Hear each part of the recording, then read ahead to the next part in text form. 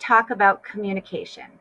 Communication is not only important in families, but it's really important in all relationships. So, we're going to talk about, what is communication and how do people communicate?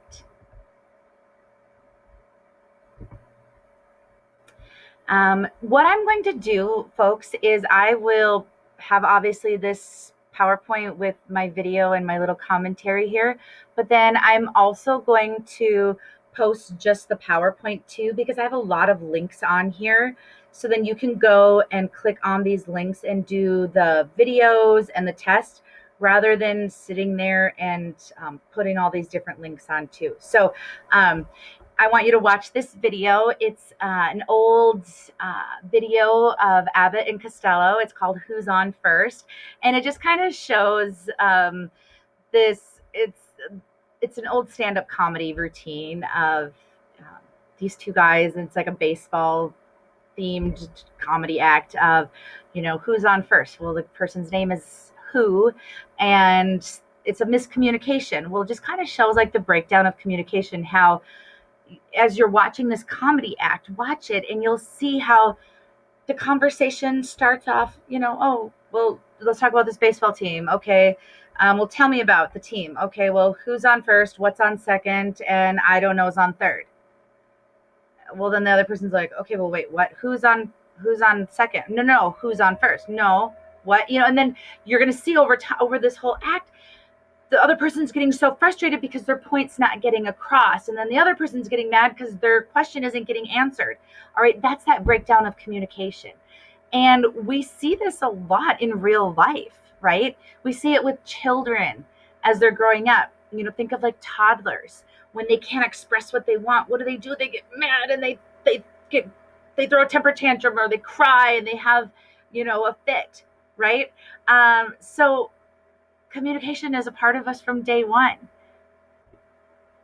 All right. So, what is communication? Communication itself actually has three parts. There's the message sender, okay, so the person that is delivering the message itself, and then the message receiver, so the person that we're giving that message to. All right. So, how do people communicate? All right. Well, there's two different ways that people can communicate. We have verbal communication. So, what I'm doing right now, talking to you. And that can be in different forms too. So the word choices that I'm using to communicate with you, the tone of my voice, and also communicating with silence. Believe it or not, using silence is a big way to communicate. Have you ever been mad at somebody and given them the silent treatment? That speaks volumes, doesn't it? Oh, yeah. And then written messages, even though we're not hearing it, okay, that is still communicating technically verbally. Then the second form is nonverbal communication. This would be considered with your body language, how we dress and how we groom, and then proximity. And we're going to talk about each of those here more in depth in just a second. All right.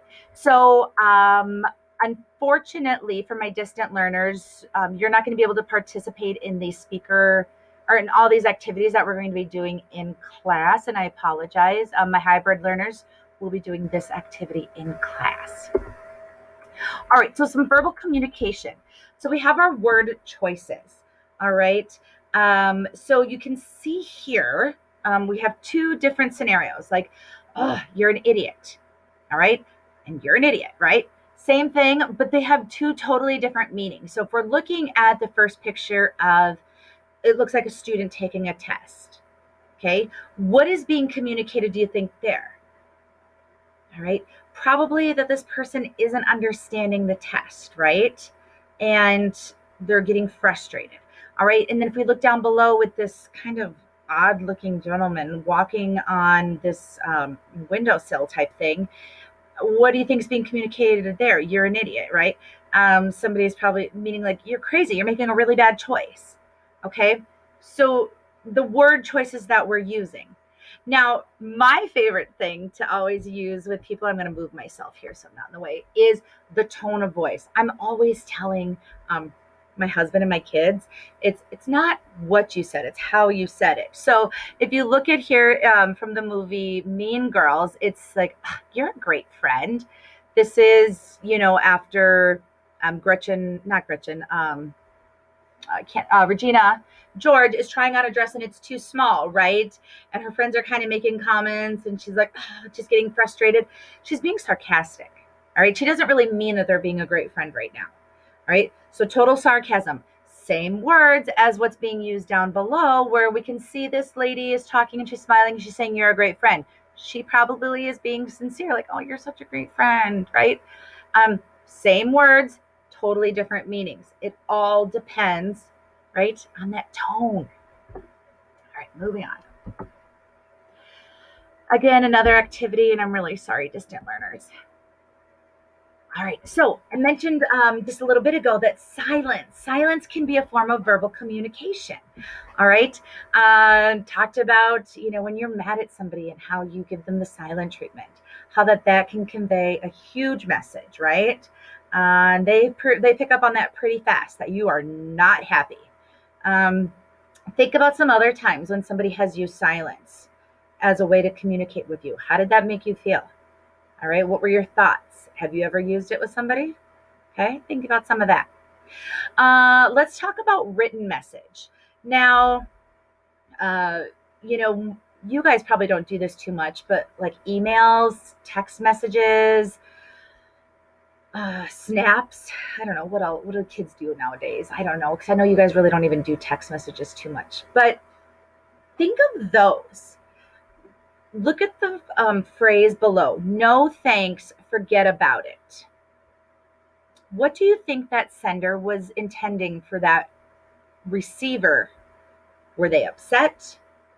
Were they actually meaning like, no thanks, forget about it? We really don't know, right? Unless we, really know the person or we have more context with the whole conversation. This is why written message can be a little bit tricky, right? Because sometimes there's room then for assumptions.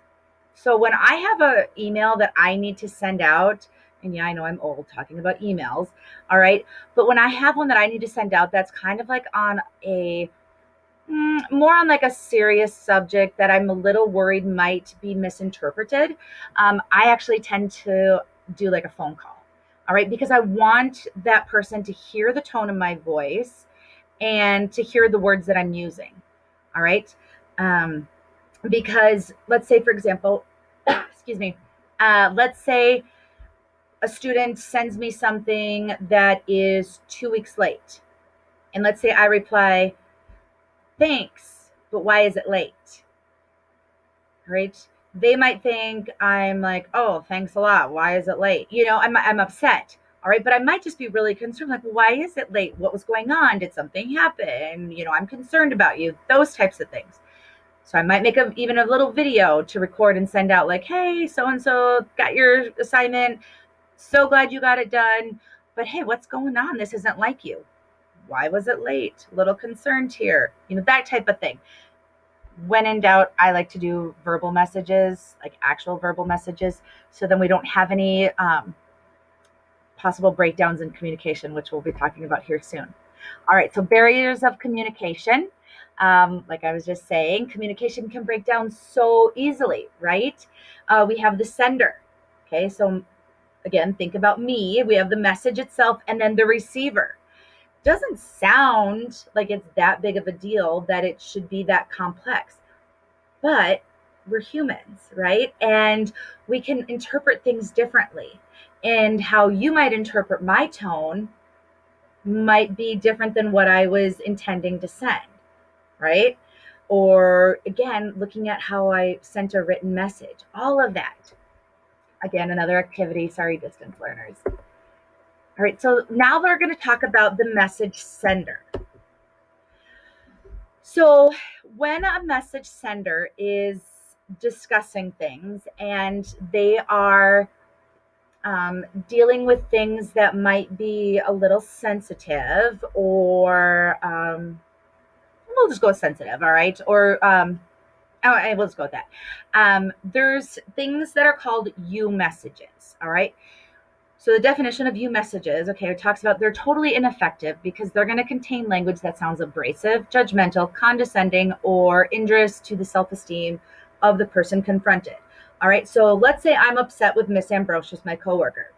All right, I come in and let's say the culinary room is a total mess. Um, what did you do? You just let your students destroy everything. Okay, I'm using you. All right, she's going to feel really attacked, isn't she? Or, oh my gosh, you made a whole mess in this office. Whatever it might be, I'm saying you. Okay, here's some examples. You lazy bum, all you ever do is watch football. Now take out the trash this minute. You kids are acting like wild animals. You are such a slob. I will never let you do a project in the kitchen again. Do you kind of hear how they just have that natural negative connotation to them? You know, it kind of sounds attacking, right? If somebody came up to me and was like, "You're such a slob," I'd be like, "Hold on, wait a minute. Who are you? Go away. Leave me alone." Right? I'm going to put up my defense right away, right? That wall. And I'm going to be ready. I'm going to be ready to attack back, right? So why are you messages not good, right? They're going to make people feel guilty. They're going to be interpreted as blame, put downs, criticism, rejections. They communicate lack of respect for others. They cause reactive or retaliatory behavior. Like I said, it's going to put up that wall. I'm going to be ready to attack back. They can damage the recipient's self-esteem, cause resistance rather than openness to change. Again, that wall, that defensiveness. I'm not going to change. Forget you, right? Make the person feel hurt. All right, so you messages contain two major obstacles that severely inhibit communication and problem solving. People don't like being told what to do or what not to do, right? We know that. You guys know that, right? Um, People like to do things on their own terms. So that's self initiation. All right. So when it becomes apparent that their behavior, okay, only when it's not productive for them. So I basically what that's saying is we want to change on our own terms. I'm not going to do it when you're sitting there telling me to do it. All right. If somebody's over my shoulder saying, like, clean your desk, clean your desk, clean your desk, clean your desk, I'm going to, no, I'm not going to do it just out of spite. Right.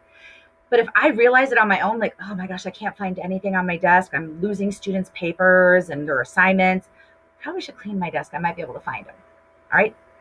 That's when I'm going to do it on my own terms. Right.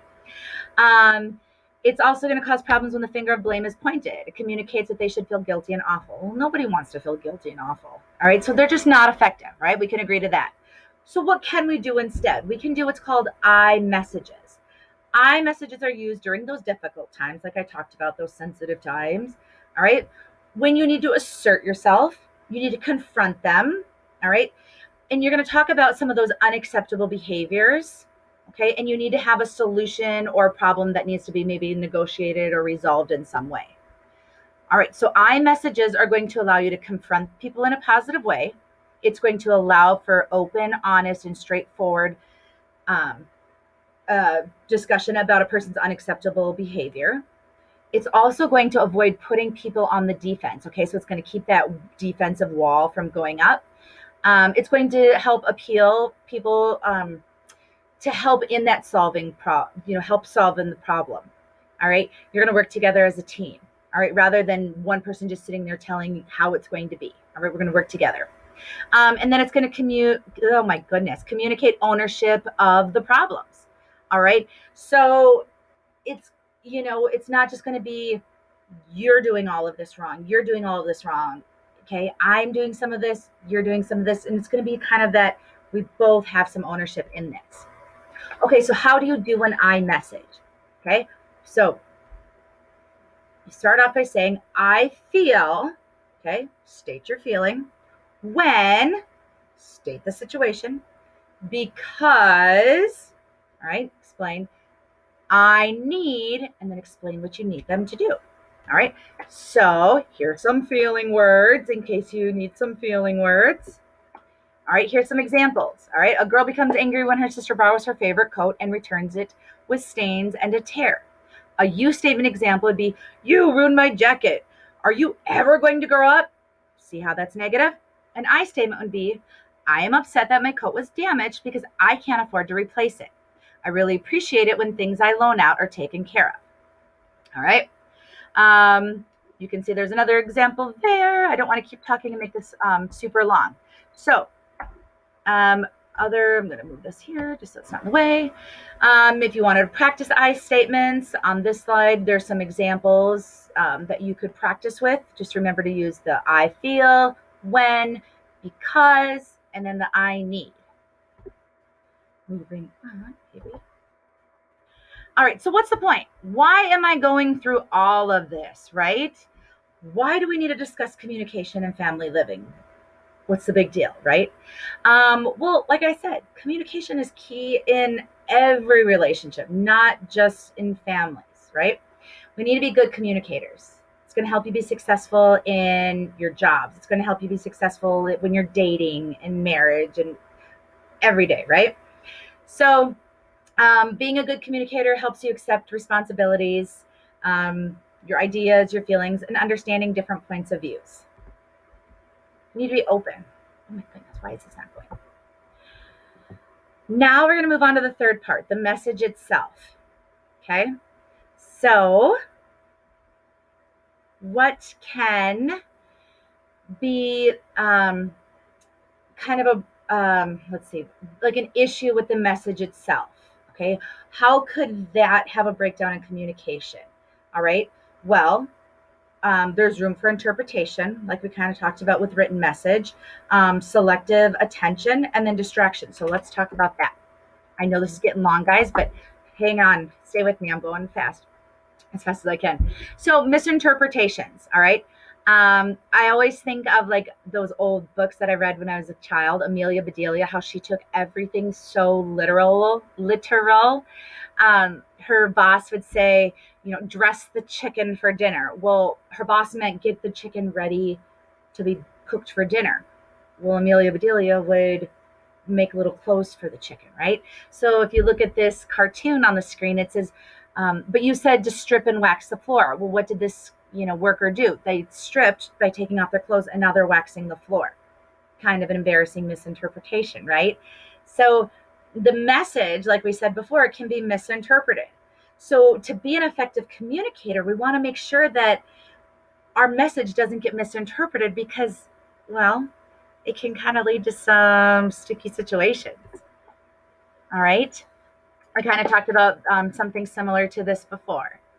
Um, not just, embarrassing situations like on the slide before, or, not something like this, that could lead to a fight, but think of other things too. If you're trying to convey a message of, something that's important to you, you want somebody to realize that it's important, right? And not just like, oh, it's not a big deal, whatever it might be. Okay, so now we're going to go into the last part, the message receiver. And I think I said the message itself was a third part, and I don't know why. It's a second. Sorry, the message receiver. Okay, so have the message sender, we have the message. Now it's getting to the message receiver, how the person responds to the information. Okay, so I could have my very best intentions. All right, and I'm sending the message as best as I can. I used my iMessage. All right, gets to the message receiver. All right, but there can still be a hinder in the communication. Why?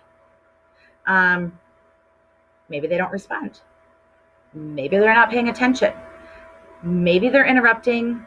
Maybe they have bad body language. Maybe they have a bad attitude. Let's talk about it. All right, so this is just talking about some different levels of intimacy and communication. All right. Now, with technology, we'll talk about in the class usually about how, has technology drawn us further apart in intimacy, or has it drawn us closer together? When you're talking with somebody face to face, most people would say that that's pretty intimate, and then it's kind of saying, like, as you're kind of doing all these other things, it's kind of drawing you further apart.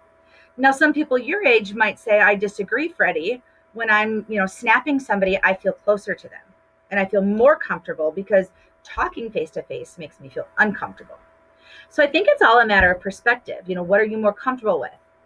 Okay. And, what are you more used to? Okay. So what are your thoughts? Think about that. All right. So levels of communication, excuse me.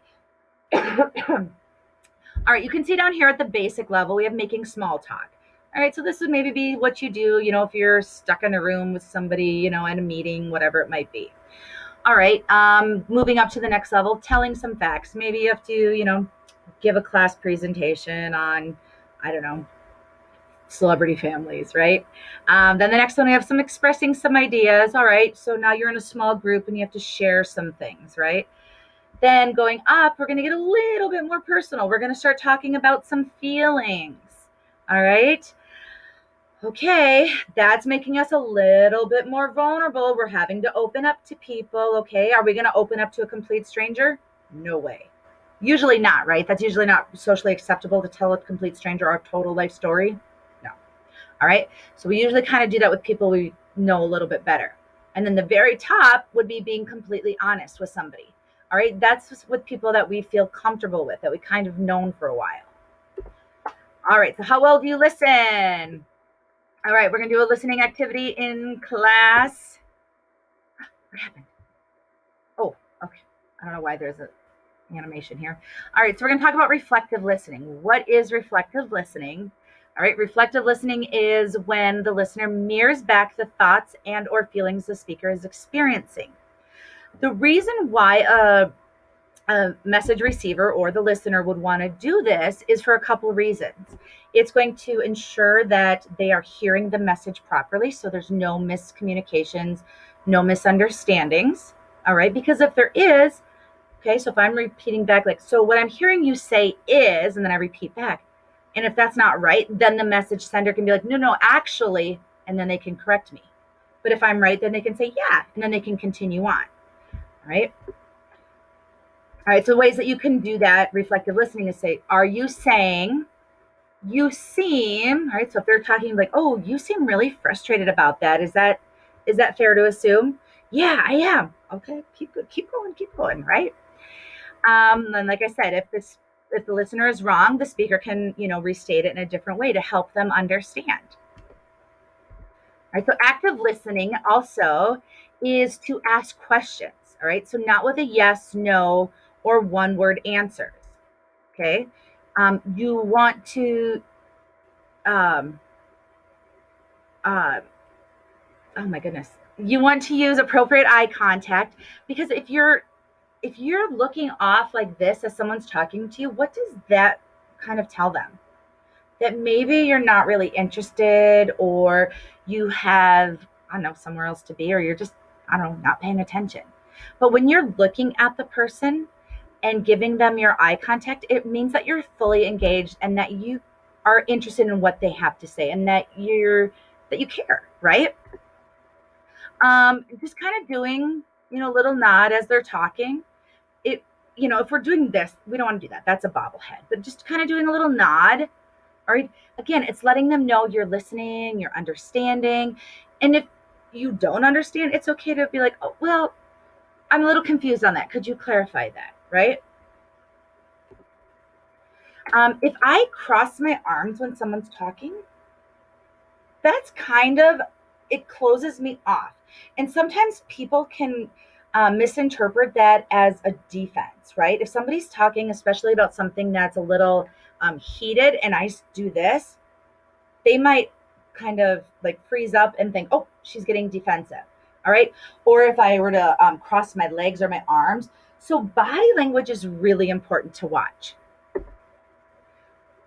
So when I'm active listening, I want to lean forward slightly, kind of like what I'm doing right now. You don't want to be super close. And I know it's kind of hard to tell on camera, because then that's kind of awkward. You're in their space, but lean forward slightly, because again, it's going to show them I'm here, I'm listening, I care.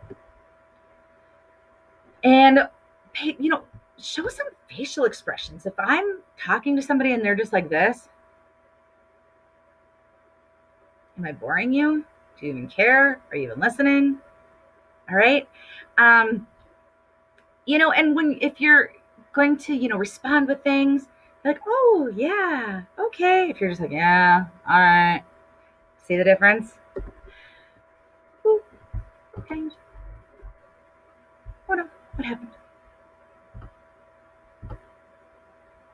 All right, so we talked about open-ended questions. So open-ended questions are ones that can't be answered with a yes or a no. So how was your day? That's kind of a closed question, right? Good, bad, okay. So tell me what you did today. That's an open-ended question. All right. Reflection, paraphrasing. Oops. So what I'm hearing you say is, and then you're going to kind of paraphrase back what they said. All right. So some listening blocks.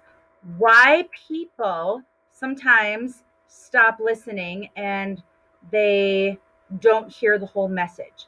Okay. And when I'm talking about these, think if you've ever done any of these yourself. All right. I must defend my position. I've done this before. All right. I'm disagreeing with somebody and they're talking, and all I can think of is, oh, I can't wait to interrupt and tell them my side. All right. Because I'm right. Right.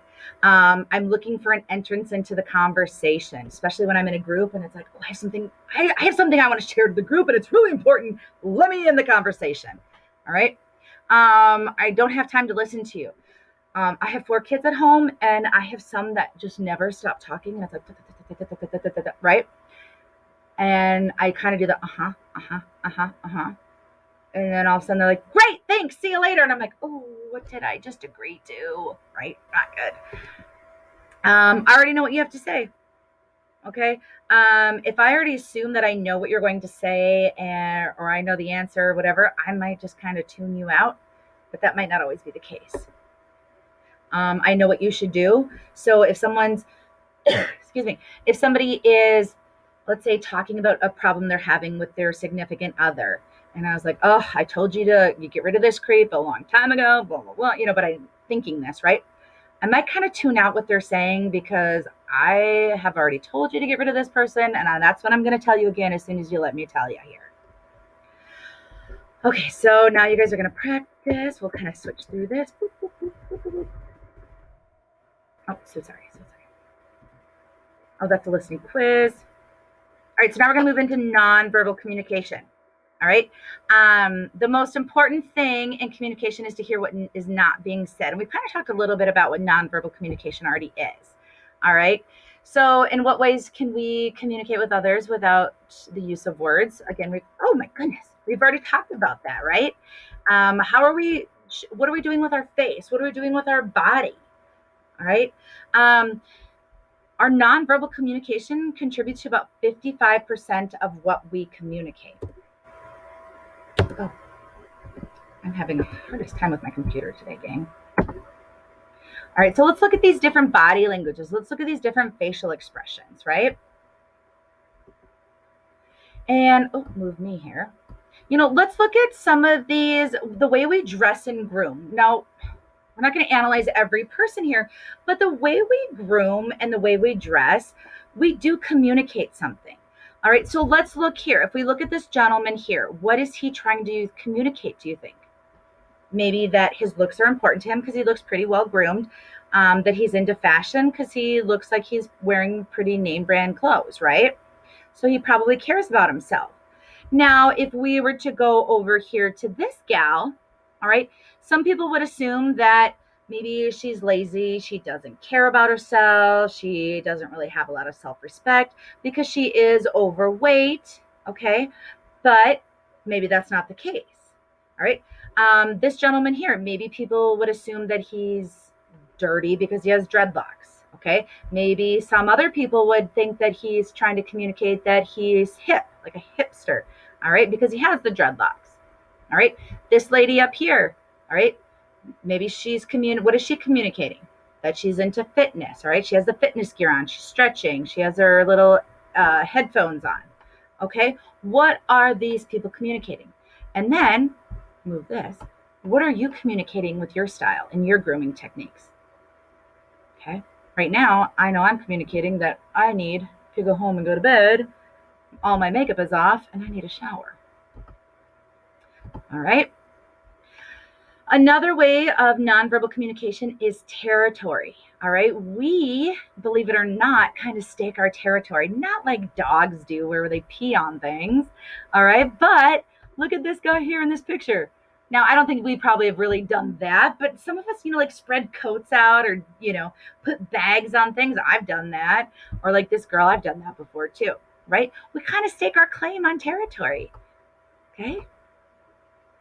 Like like the unwritten seating arrangement in class. I never give my students seating arrangements in classes, yet never fails. Students usually sit in the same seat every single class period.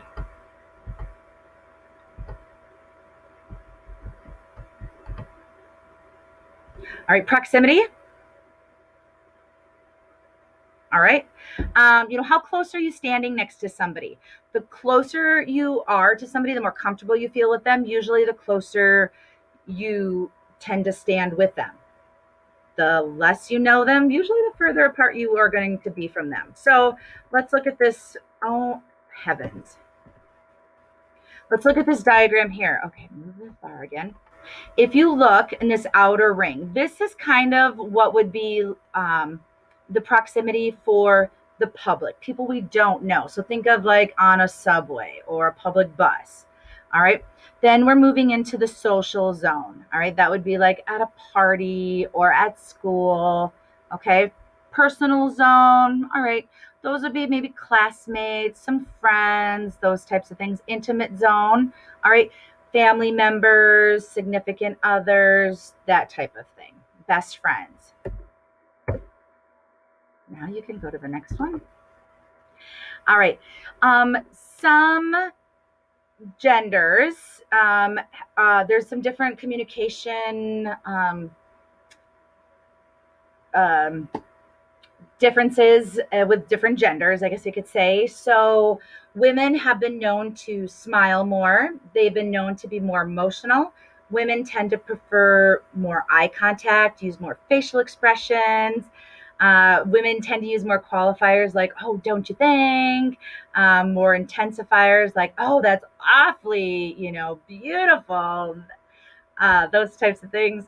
Wives tend to send a clearer message to their husbands.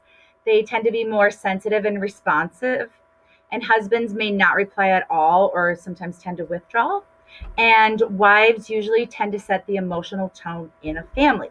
Now, is this true for every single woman and also every single family? Absolutely not. This is just kind of a general majority. All right, so let's talk about men, some differences with men and communication. Men tend to disclose less personal information. They're going to tend to stick to like some safer topics like sports or work. And they tend to use more profanity, harsher words. They also tend to use more dominating of, they tend to dominate more of the conversation, and they're also more likely to interrupt the conversations. And their traditional roles inhibit communication. All right. So when we're talking about being like more emotional and stuff, typically males have been kind of frowned upon to show their emotional side, right? So this is just another example of kind of showing some different um, uh, communication with guys and girls. When guys say hi, it's usually just means hi. When girls say hi, they're sizing each other up and they're looking at all sorts of different things. Um, and that is it. I know this was a long one. You guys did fabulous. Thank you for sticking it out.